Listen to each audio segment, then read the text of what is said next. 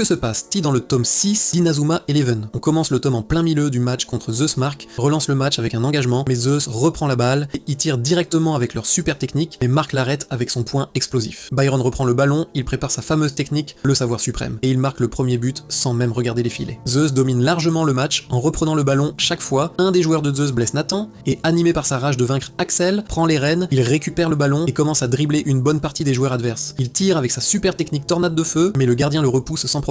Axel est dévasté et il commence à douter. Nathan veut revenir sur le terrain, mais une ombre mystérieuse l'en empêche. C'est bien lui, Jude. Avec une super confiance, il annonce que dans les 4 minutes qui arrivent, il va marquer. On voit dans un mini flashback son envie de se venger de Redark. Le match reprend et Jude fait parler son talent avec une aura exceptionnelle. Il est encerclé par les joueurs de Zeus et il arrive à s'en sortir en passant de force. Il demande à Jack de courir vers l'avant, il tire et Jack utilise le mur pour que Axel saute au-dessus du mur pour surprendre l'adversaire. Mais c'était une feinte. Jude saute à son tour et prépare une technique combinée avec Axel. Il crée ciel la tornade double, marque un but. Pendant la mi-temps, Byron promet de les faire regretter. Le match reprend et Byron arrive à vitesse grand V pour prendre le ballon. Une énergie entoure le perso et il frappe de toutes ses forces. Il arrache le bandeau de Mark et le met quasi KO. Byron est actuellement le plus fort du terrain. Mark se relève et remet son bandeau avec détermination. Byron récupère le ballon et passe toute la défense et il prépare sa technique ultime, le savoir suprême. Mark a du mal mais il arrête le tir avec sa double main céleste. Zeus continue d'exercer une pression, mais Paul réussit à prendre le ballon et il fait la passe à Axel. Mark sort des cages pour accompagner l'attaque. Jude et Axel passent toute la défense de Zeus et avec Mark, il crée une super technique, l'éclair pulvérisant. Le gardien est battu mais Byron arrive pour arrêter le tir. Mark est boosté, il met une tête ravageuse sur le ballon et finit par marquer. Raymond gagne la finale du football frontière et sont devenus le nouvel 11 de légende. Le FFI va débuter, car les événements de la saison 2 n'existent pas dans le manga, on voit plusieurs nouveaux joueurs du monde entier. Mark est convoqué pour représenter le Japon et on voit de nouvelles têtes pour les convoquer. On voit Sean faire connaissance avec Axel, puis Mark reçoit un ballon de quelqu'un